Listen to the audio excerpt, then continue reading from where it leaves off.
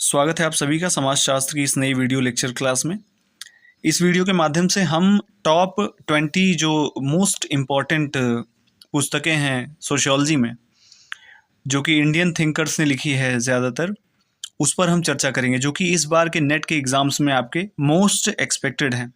ये सारी ही किताबें बहुत ही ज़्यादा इम्पॉर्टेंट है। टॉप 20 किताबें मैं आपको बता रहा हूँ, इसको आप लोग तैयार करके रखिए। जिसमें पहली किताब आपकी है, आप देख रहे होंगे, डेमोक्रेसी ऑफ द ईस्ट। इसको लिखा है राधा कमल मुखर्जी ने। राधा कमल मुखर्जी जो कि भारतीय समाजशास्त्र के अग्रदूत माने जाते हैं। ठीक है, ये इनकी बहुत ही फेमस किताब है। अगली किताब है इनकी, आप यहाँ पर देखिए, इंडियन वर्किंग क्लास, ये भी इन्हीं की है, राधा कमल मुखर्जी की। अगली किताब ये बहुत इंपॉर्टेंट है, ये किताब है एम.एन. श्रीनिवास की। इसका नाम है social change in modern India. इसके बाद इनकी एक और किताब है जो बहुत ज़्यादा महत्वपूर्ण है, वो है इंडियन विलेज। देखिए, दो किताबें ऐसी मैं आपको बताता हूँ, एक है इंडियाज़ विलेज और एक है इंडियन विलेज। सॉरी, इसको मैंने इंडियन विलेज बोल दिया था, ये इंडियाज़ विलेज है। तो जो इंडियाज़ विलेज है ये एम.एन. श्रीनिवास की है, और एक किताब और है जिसका नाम है इंडियन विलेज, वो है एस.सी. दुबे की। तो आपको इसमें कंफ्यूज नहीं होना है। नेट के एग्ज़ाम्स में अक्सर इस तरह के सवाल आपसे पूछे जाते हैं, इस तरह के क्वेश्चंस आ सकते हैं। अगली किताब है caste and race in India. ये फादर ऑफ सोशियोलॉजी कहे जाने वाले जी.एस. घुरे द्वारा लिखी गई है।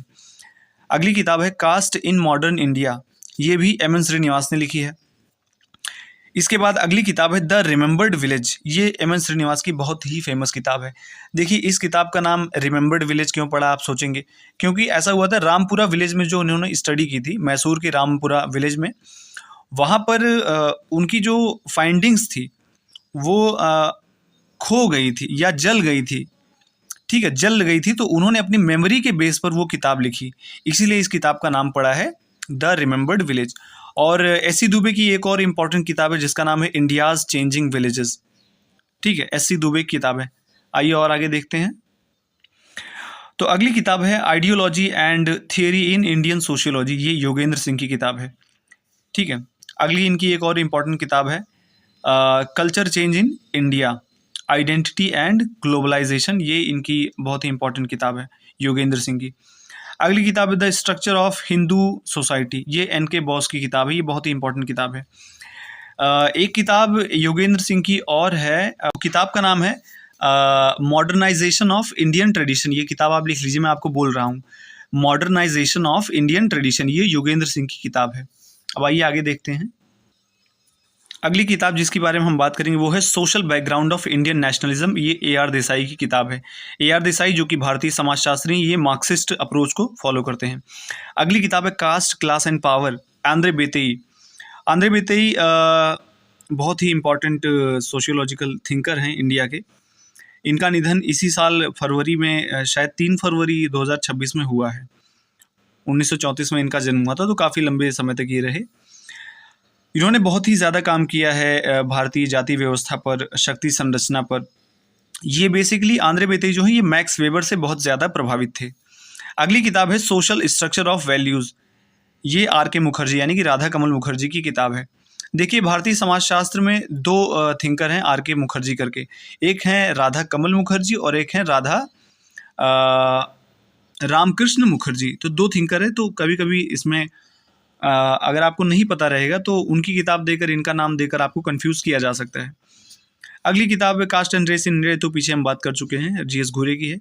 मॉडर्न इंडियन कल्चर, ये डी.पी. मुखर्जी की किताब है। डी.पी. मुखर्जी, इनको जाना जाता है भारत में संस्कृति के समाजशास्त्र के लिए। ये बहुत ही इंपॉर्टेंट थिंकर है। इस बार के नेट के एग्जाम्स में हो सकता है आपसे इनसे रिलेटेड कुछ क्वेश्चंस बने। अगली किताब है आंद्रे बेतेई की है, कास्ट ओल्ड एंड न्यू।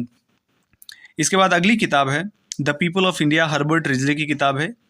ठीक है, डी.बी. मुखर्जी की एक और बहुत ही इंपॉर्टेंट किताब है जिसका नाम है डाइवर्सिटीज़। 1958 में आई थी डाइवर्सिटीज़, डी.पी. मुखर्जी। अगली किताब है the passing of traditional society, ये डेनियल लर्नर की किताब है। इसको भी आप याद रखिए, बहुत ही इंपॉर्टेंट किताब है। डी.पी. मुखर्जी की एक और बहुत ही ज़्यादा महत्वपूर्ण किताब है जिसका नाम है problems of youth, problems of Indian youth, sorry. अगली किताब है peasant class structure in West Bengal, जी की रामकृष्ण मुखर्जी, आर.के. मुखर्जी, इन्हीं की बात मैं कर रहा था। इनका चूंकि आर.के. मुखर्जी इनका भी नाम है, आर.के. मुखर्जी राधा कमल मुखर्जी का भी नाम है, तो इसमें आपको कभी कभी कन्फ्यूजन हो सकती है। अगली किताब है, ये बहुत ही इंपॉर्टेंट किताब है, ये भी है रामकृष्ण मुखर्जी की ही, the dynamics of rural society.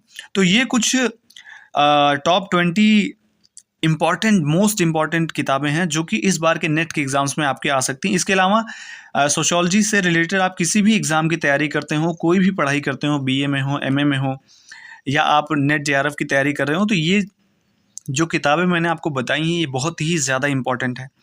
आगे आने वाली वीडियो में मैं कुछ और थिंकर्स से रिलेटेड किताबों के बारे में बात करूँगा। इवन कुछ इंडियन थिंकर्स के बारे में मैं एक लॉन्ग वीडियो लाऊँगा जो कि आपको बहुत ज़्यादा हेल्प करेगी इस साल के एग्ज़ाम्स में। मिलते हैं नेक्स्ट वीडियो में।